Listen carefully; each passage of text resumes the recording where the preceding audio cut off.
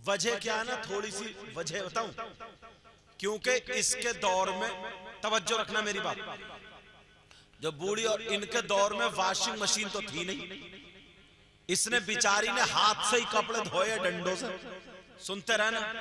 इसके दौर में मिक्सर तो था नहीं, इसने बिचारी ने सिल पे ही रगड़े, समझे।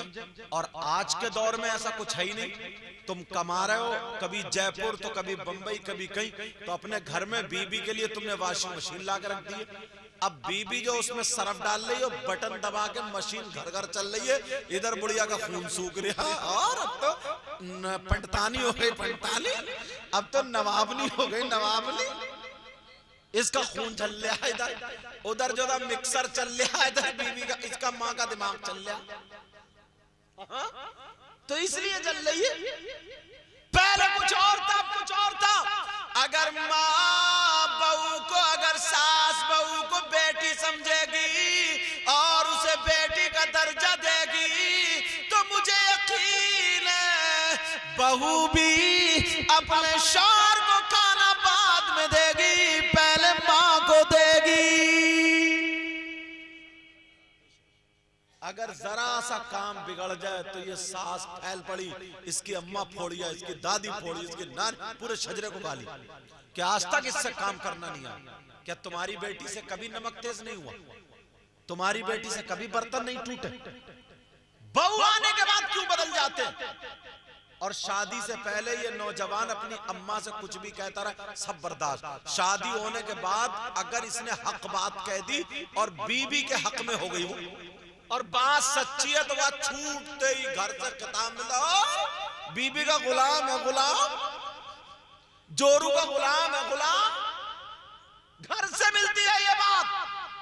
तस्बीह पढ़ने लगे, मुसल्ले पे बैठ गए, तो बोले ये तो करने धरने वाली है, करने धरने वाली, शक्कर पढ़ पढ़ के पिला रही है सबको, फूंक मार रही है फूंक, पूरे घर में जादू चला रही है। अरे क्या जमाना आ गया। इजाजत है ना?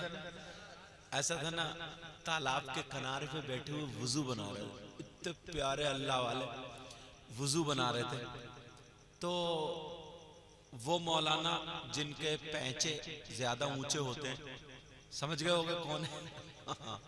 चलो ठीक है, उनके पैंचे ओछे नहीं होते, उनकी किस्मत भी ओछी होती है, तो वो शाजी मियां हुजूर से थोड़ी नफरत करते थे, कह रहे यार ये कैसे वली है?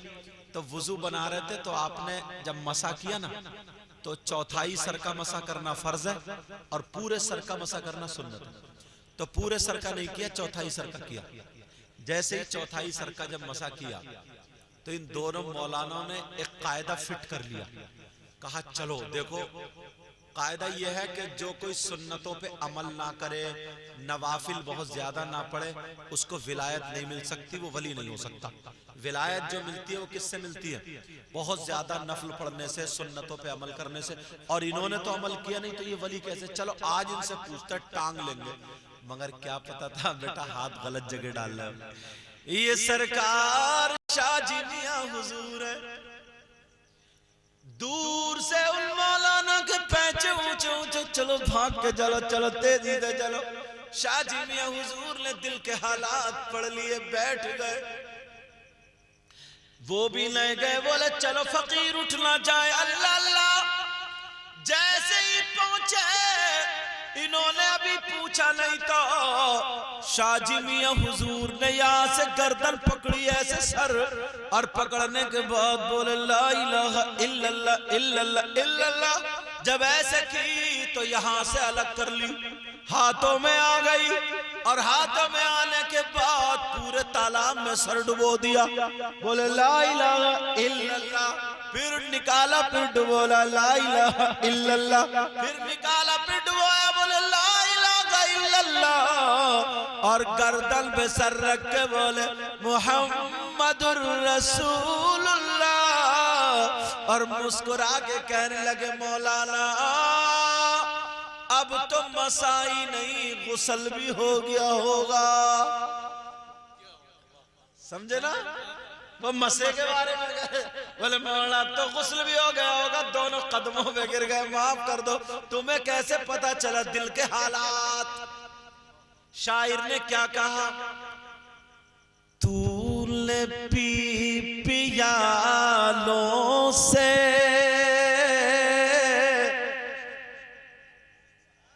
बोलोगे नहीं? अच्छा, इसमें भी कहना पड़ा था। ऐसा तो नहीं है कि कल को प्रधान जी से मशवरा करो फिर परसों को मिलकर सुभान अल्लाह कहोगे, आज ही कहोगे ना तो सुभान अल्लाह। तूने पी पियालों से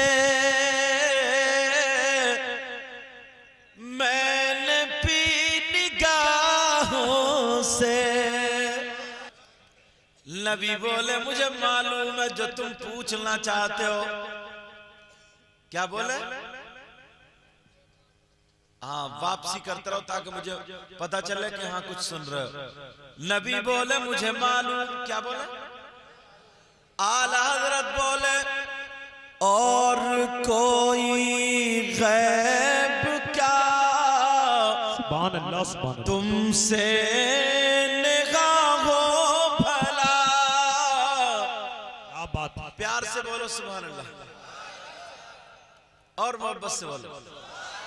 और कोई गैब क्या तुमसे निगाहो भला, जब ना खुदा ही छुपा तुम पे करोड़ों दुरूद। कहिए या रसूल अल्लाह। और साथ हुई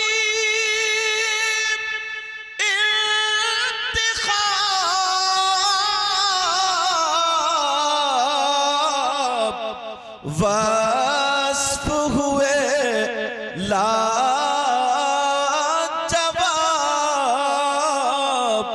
और नाम हुआ मुस्तफा तुम पे करोड़ों दुरूद। सब लोग करोड़ों दुरूद।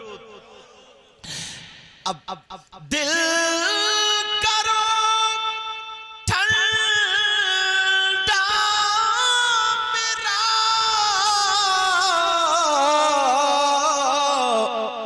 वो कफे चांद सा, और सीने पे रख दो जरा तुम पे करोड़ों दुरूद।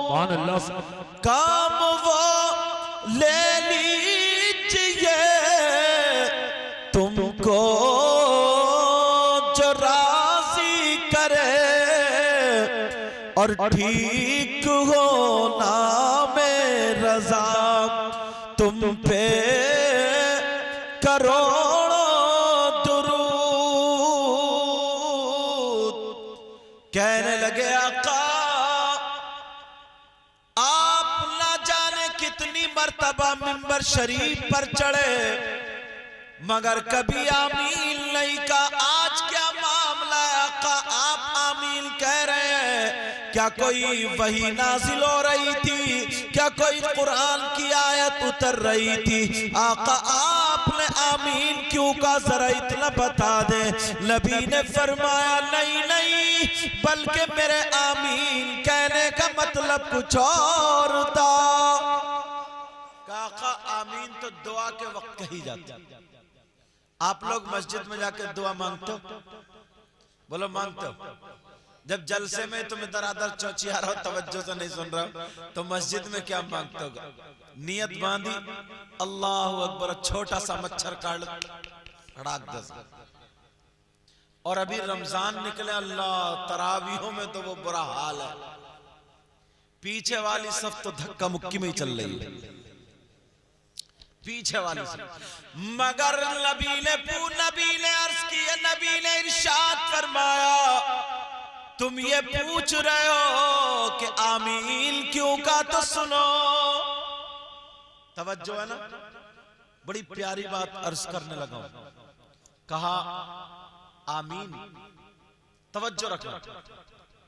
मेरे नबी ने फरमाया कि जैसे ही मैंने पहली सीढ़ी पे कदम रखा तो हजरत जिब्रील आ गए और दुआ करने लगे। मैं उनकी दुआ पर आमीन कहने लगा। अल्लाह, हजरत जिब्रील की दुआ और नबी की आमीन क्या रद्द हो सकती है? तवज्जो रखो बेटा, क्या रद्द हो सकती है? काका दुआ कर रहे थे, मेरे नबी ने फरमाया, मैंने दूसरी पे कदम रखा, हजरत जिब्रील आकर के दुआ करने लगे, मैं आमीन कहने लगा। तीसरी सीढ़ी पे कदम रखा, हजरत जिब्रील दुआ करने लगे और मैं आमीन कहने लगा। अल्लाह अल्लाह सहाबा फिर बोलने लगे, आका जरा दुआ क्या थी ये भी तो बता दे। अब ये तुम्हारे मतलब की दुआ होगी, याद रख लेना, जल से कर लेना बड़ा आसान है, मगर उस पे भी अमल होगा। बोलो इंशाअल्लाह। मेरे नबी ने फरमाया दुआ ये थी, सुनो मेरे साहबा सुनो।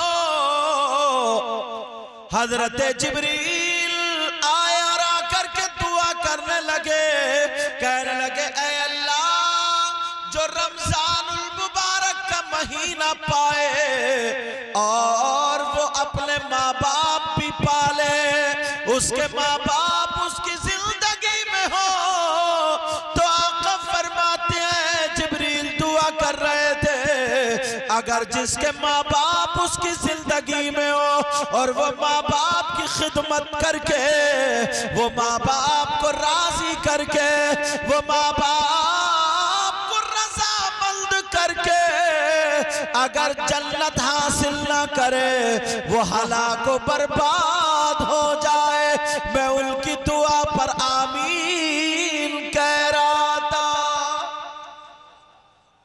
अब अपने गिरेबानों में झांक के देखो,